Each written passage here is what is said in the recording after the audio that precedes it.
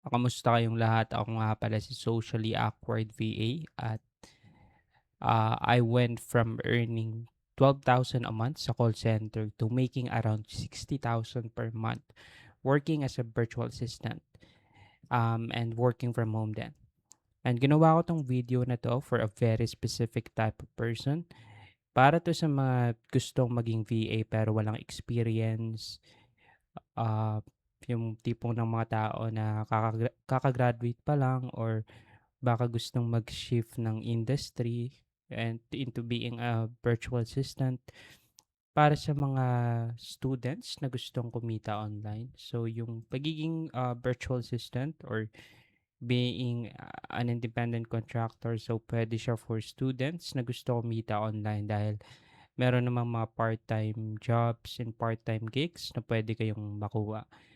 At para to sa mga broke na mga tao na walang direction.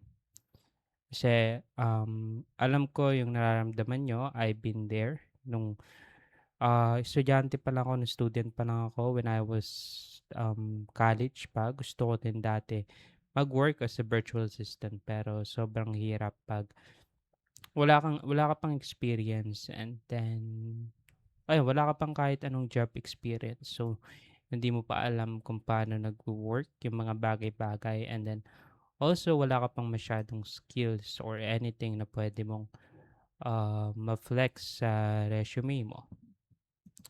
Ah, Ayun. And sa video na 'to hindi ako magbibigay lang ng generic na mga advice. Sasabihin ko sa inyo exactly kung paano ako nagsimula, ano yung ginawa ko na actually gumana, at ano yung mga gagawin ko kung babalik ako sa zero ulit or kung babalik ulit ako sa umpisa. So, ayun, simulan na natin. And quick background lang muna, yung first job ko, nakuha ko siya nung 18 years old ako and it was a call center company. And then dun sa first job ko is I was earning 12,000 per month.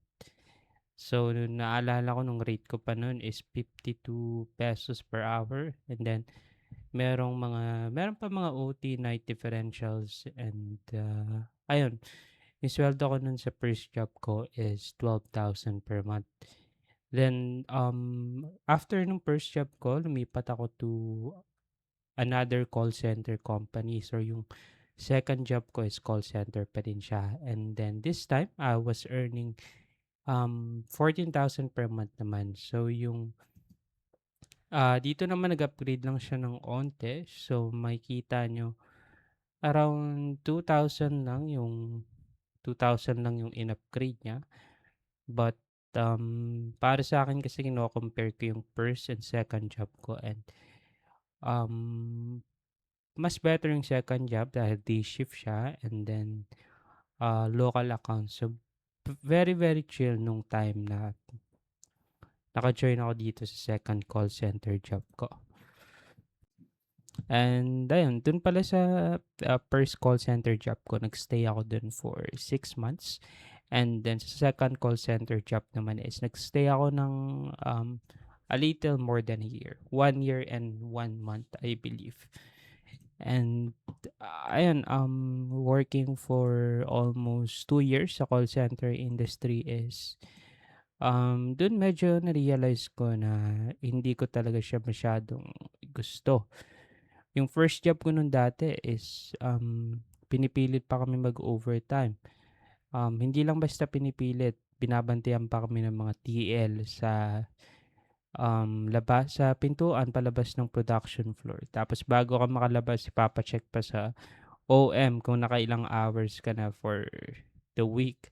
Dahil meron silang target na hours and then pag hindi mo pa na-reach yung target mo, baka pa pag-extend ka pa nila or ayun, depende sa kanila kung ano yung gusto nilang gawin mo. Ang importante ma-hit mo yung OT goal, which is sa labor code natin, I believe hindi pwede yun na yung mag-force OT yung mga employees. But ayun yung pinakaayaw ko dun sa first job ko. And sa second job ko naman, kahit tumaas yung sahod ng onte, hindi pa rin siya enough para mabuhay, decently. So 14,000 per month and, at the time na tumutulong pa ako sa parents ko, so walang-wala talaga. Um, Sobrang naghihirap talaga kami 'no, during that time and ayun na-realize ko na hindi enough yung sinesweldo ko and then I have to step up and look for better opportunities. And ang goal ko talaga no'n before ako mag-resign sa second call center job ko is gusto ko ng work from home na job and then gusto ko non-voice and ayun, online work. So, nag-resign ako dun sa second call center company ko. Pero yung mali ko is nag-resign ako ng wala pang job offer at sumuko ako agad sa pag-a-apply. Hindi pa nga ako naka-reach ng at least 1,000 applications, nag-give up na ako. Instead, nung around 2 weeks na lang yung rendering period ko tapos wala pa rin akong nakikitang online job, nag-apply ako sa isang local VA company dito sa city namin. And then yung plano ko talaga nung una is magstay lang ng 6 months for experience as a virtual assistant. And then mag-a-apply na ako online for work from home jobs. Pero eventually, ang bilis lang ng panahon, nagstay ako for 2 years sa local VA company na yan. Well, very, very chill at the time yung environment dun and then yung client ko. And then medyo decent din yung salary nila. Nung time na nag-resign ako, yung sweldo ko per month is 24,000 per month na. Which is, let's say, a little above the minimum na din. Pero medyo decent din siya compared to working in a call center. Grabe na yung mga call center ngayon. 2026 na tayo pero yung mga sweldo na binibigay nila is from 10 years ago pa. Nabasa ko 2010, 2011 yung mga offer na is 13 to 14,000 pesos yung entry level tapos ngayon ganun pa rin ang offer nila. So 10 years ago wala pa ring improvement, ganun pa rin yung salary na ina-offer nila. So ayun, nag-resign din ako sa local VA company after staying there for 2 years. And then yung nag-push talaga sa akin para mag-resign dito sa local VA company na 'to is yung na-stroke yung mother ko. Dahil dun ko na-realize na 'pag wala kang pera dito sa Pilipinas, wala kang laban. Medyo harsh pakinggan pero yun yung realidad, na 'pag wala kang pera panggastos para sa mga loved ones mo is mamamatay na lang talaga sila. And mararamdaman or siguro mas maintindihan mo lang yun 'pag napunta ka sa sitwasyon na yun. Yung tipong gusto mong ipasok yung loved ones mo to a better hospital, baka gusto mo ng private, pero wala talaga kayong pera kaya nag-settle ka na lang to a public hospital. Which meron naman talaga tayong mga, public hospitals like yung mga provincial hospitals natin. Pero 'pag dun ka pumunta hindi ka talaga mapopokusan, eh, compared to being in a private hospital. Kung gusto mo talaga mas, maalagaan ka or gusto mong mas mabuhay pa ng matagal, k dapat talaga pumunta ka sa either semi-private or private hospital. So, gano'n talaga yung truth. Mahirap mahirap kung sa public hospital ka lang. Pero meron din naman magagandang public, hospitals, pero yun yung experience ko personally dito sa sa'min. And yun, yung moment na yun na yung na-stroke yung mother ko, yun talaga yung nag-push sa'kin para seryosohin talaga yung paghahanap ng better na job and then mas malaking sweldo dahil ayoko nang maranasan ulit yung mawalan ng mawalan talaga ng pera na tipong wala na wala na akong panggastos, eh, para sa pang-hospital ng mother ko. Kahit nga yung panggamot lang, ang gamot lang is wala talaga akong pera. Then yung sa iba siguro let's say sabihin natin swerte sila um, dahil mas or hindi naman swerte, pinaghirapan din nila na may savings sila tapos, well off yung family nila. Hindi naman swerte yun, pinaghirapan nila yun over the years. Pero yung situation talaga ng family namin is yung both yung mother and father ko is wala ng trabaho. And so matanda na din kasi sila kaya kami kami na lang ng kapatid ko yung tumutulong sa kanila para at least may panggastos sila. So, ayun balik tayo sa time na nag-resign ako sa local VA company. So, dahil na-stroke yung mother ko dun pumasok sa akin yung realization na kailangan ko ng, mas better na job, mas better na opportunity. And then, before ako mag-resign dun sa on-site local VA company na pinagtatrabahuhan ko, natutunan ko na yung lesson na 'wag mag-resign ng walang job offer at walang kasiguraduhan. And nung nag-apply ako, I went all in talaga. Yung ina-applyan ko everyday is hundreds of job listings per day and nung time na yun hindi na ako nag-o-overthink, eh, hindi ko na iniisip kung qualified ba ako, may experience ba ako, or okey ba 'tong job na 'to para sa'kin. Wala, nung time na yun apply lang ng apply, reach out lang ng reach out and eventually in less than 30 days nakakuha ako ng work from home client.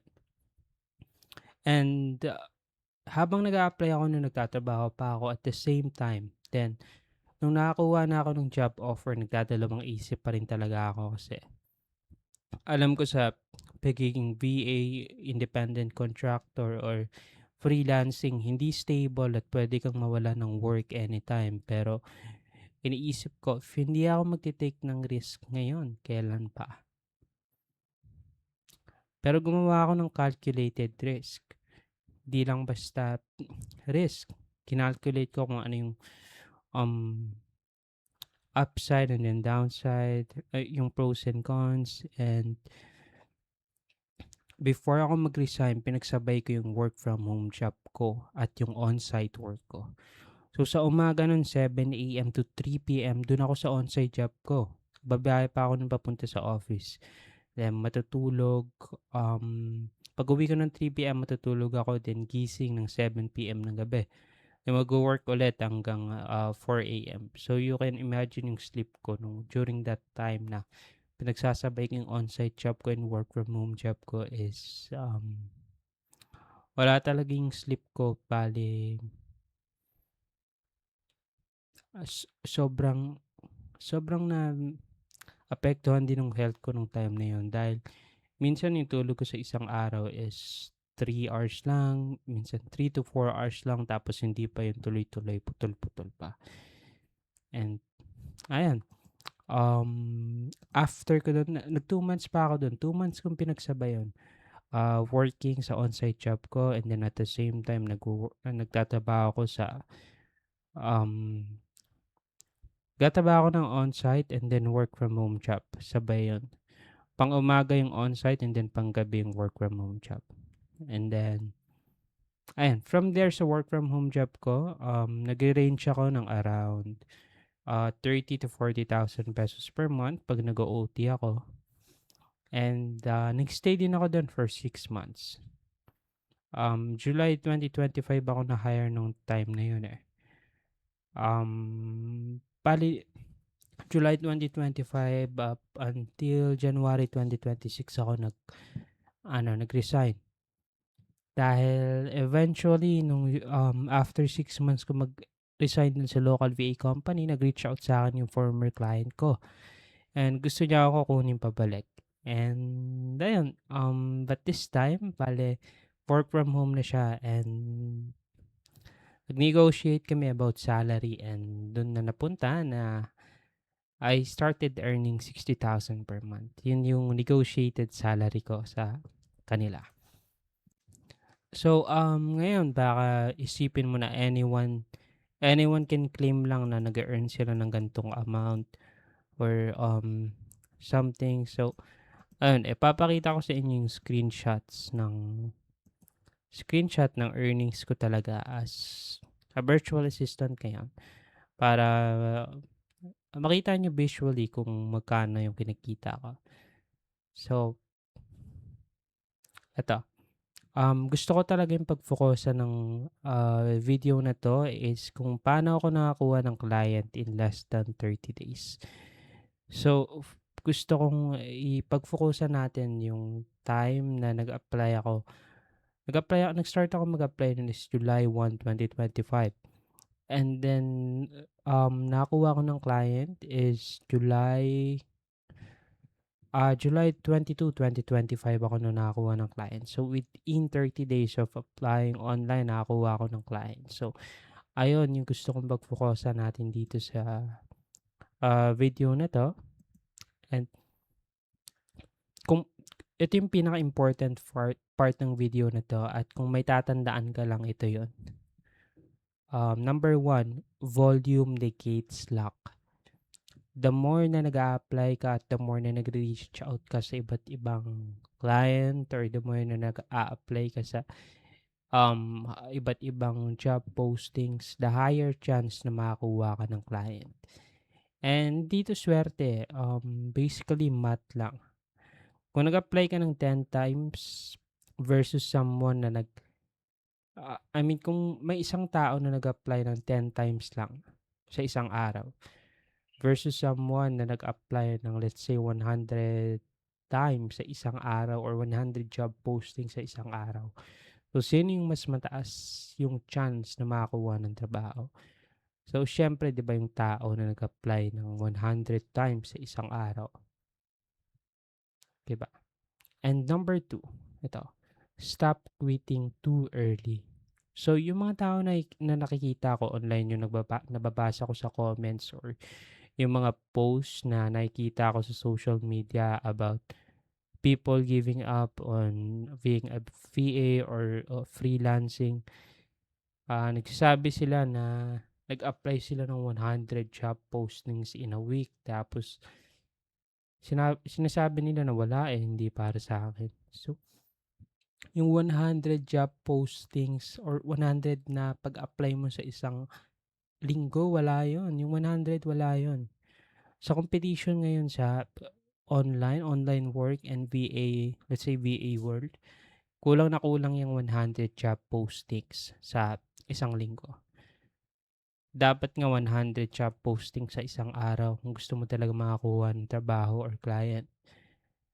So, ang rule ko talaga, number one rule ko kung gusto mo makakuha ng online job is or gusto mo makakuha ng client or gusto mong mag-work online, gusto mong mag-start as a VA, gusto mo magkaroon ng experience sa VA, yung number one rule ko na dapat mong sundin is huwag kang tumigil hanggang maka-reach ka ng at least 10,000 applications or 10,000 reach outs. Yes, 10,000. I-track mo sa spreadsheet, gawin mo parang laro. I-track mo doon lahat ng job postings na pinag-a-applyan mo. Tapos bilangin mo siya kung makakailang ka kasi impossible talaga na sa 10,000 na pag-a-apply mo wala kang makuha kahit isa. Ewan ko na lang.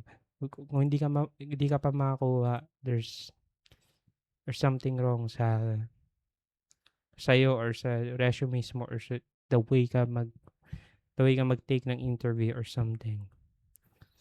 Ito, number 3 naman tayo. Di mo kailangan ng experience. Ito, madaming sinasabing iba't ibang mga tao na wala akong experience eh. And to be honest ngayon, hindi mo kailangan ng experience para makakuha ka ng client. Ang kailangan mo lang is, number one, kailangan mo pumili ng niche. Kailangan mong aralin yung niche na napili mo. At mag-apply ka agad sa napakadaming job postings na related sa niche mo. Sa niche na gusto mo i-pursue. Lahat ng kailangan mo nasa internet na, lahat ng kailangan mong pag-aralan, lahat ng kailangan mong matutunan, Nasa internet na, kailangan mo lang pumili ng niche. Hindi mo kailangan bumili ng, course o kahit ano para matuto. YouTube, Google, Reddit, kahit saan puwede mong mahanap. Excuse na nga lang yung sasabihin mong wala kang alam. To be honest, katamaran na lang yun sa iba, eh. Gusto nila spoon feed sila. Pero lahat na talaga available na online. Depende na lang sa'yo kung paano mo hahanapin yung mga resources at kung paano mo iti-take. Okay, now, number 4, consistency beats everything. So, kung wala kang result ngayon, huwag kang mag-alala, tuloy-tuloy ka lang. Hindi mo lang nare-realize pero nag-a-add up sa background yung mga results mo, yung mga applications mo, yung reach out mo sa clients and people. Hindi mo man makita agad pero eventually nag-a-add up yan sa background and may babalik sa'yo eventually. Yun nga yung rule ko, at least 10,000 reach outs and applications. Pag sa 10,000 reach out mo, wala kang nakuhang kahit isang trabaho or client, mag-switch ka na ng niche. Pero impossible talaga na hindi ka makakuha unless may mali kang ginagawa. So, okay, now, honestly, karamihan ng nanonood ng video na to is hindi naman sila magte-take ng action. Magiging inspired lang sila ngayon, manonood pa sila ng napakaraming mga video. Dahil yung panonood ng mga video is parang nagbibigay siya sa iyo ng illusion na meron kang progress na nagagawa. Pero wala naman talaga, yung pinakamalaking progress na makakapagbigay sa iyo is yung pagsisimula. Kaya kailangan mo lang talaga magsimula, mag-take ng action. Di mo kailangan manood ng napakaraming mga video. And karamihan sa inyo magiging inspired lang ngayong araw, ngayong oras. Pero bukas, wala na. Scroll na ulit, doom scrolling sa social media, sa Facebook, sa TikTok, Netflix na ulit. So, balik na sa dating gawe. Bali, ngayon lang kayo magiging inspired. Hindi kayo magiging consistent. Kaya kala nyo hindi gumagana or kala nyo imposible na makakuha ng job online at napakahirap. Pero, be honest, very simple lang naman yung um, equation kung paano ka makakuha ng client or job. 10,000 applications, 10,000 reach out before ka mag-give up or before ka mag-switch ng niche. So, ayan. Pero yung 5% ng mga tao na nakikinig dito, sila yung makakaalis sa situation nila. Sila yung mga tao na makakakuha ng client, sila yung mga tao na magkakaroon ng premium clients, magkakaroon ng experience online, or magkakaroon ng stepping stone or magkakaroon ng isang stable client. Yung 5% lang ng tao na nanonood ng video na 'to kasi sila yung mga magte-take ng action, sila yung magiging consistent, sila yung magta-track sa spreadsheet nila ng mga job postings nila at kung nakakailan na sila. Ayan. So, ano nga ba yung gagawin ko kung babalik ako sa zero?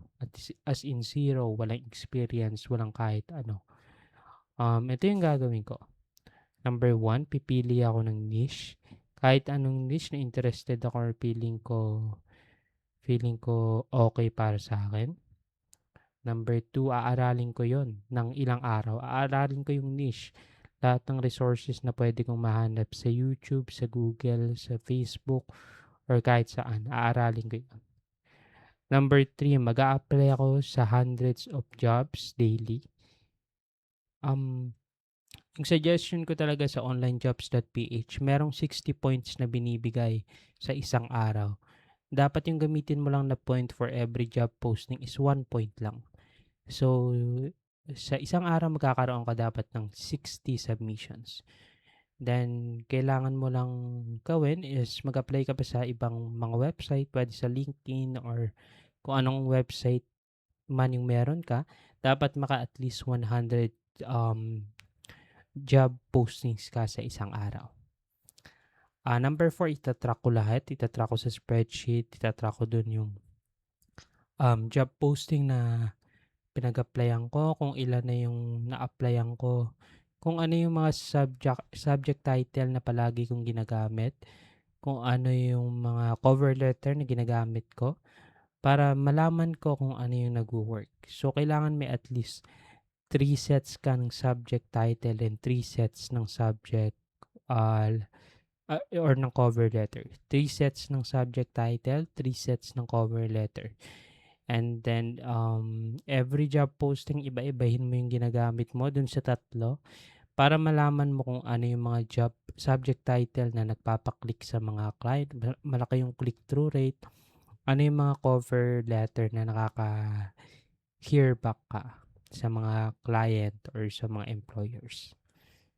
And number 5, last, uulit-ulitin ko lang hanggang makakuha ako ng client. So, ulit-ulitin ko lang yun every day, hundreds of submissions every day, and then tracking sa spreadsheet, hanggang maka-reach ako ng at least 10,000 applications or 10,000 reach outs. O simple lang pero hindi madali. Hindi to madali. Simple lang siya pakinggan pero pag ginawa mo to at naging consistent ka, imposibleng hindi ka makakuha ng client or ng work from home job. Kailangan mo lang gawin to. So, ayun. Bale, ayun lang para sa video na to. Gusto mo maging virtual assistant, gusto mo maging VA, hindi mo kailangan ng luck, hindi mo kailangan ng connections. Kailangan mo lang kumilos. Gawin mo kung ano, alam mo kung ano yung dapat mong gawin at gawin mo lang yun dahil sinabi ko na lahat sa video na to. And ayun, kung may mga questions kayo, drop nyo lang sa comments and sasagutin ko yan. And I'll see you sa next video. Peace out.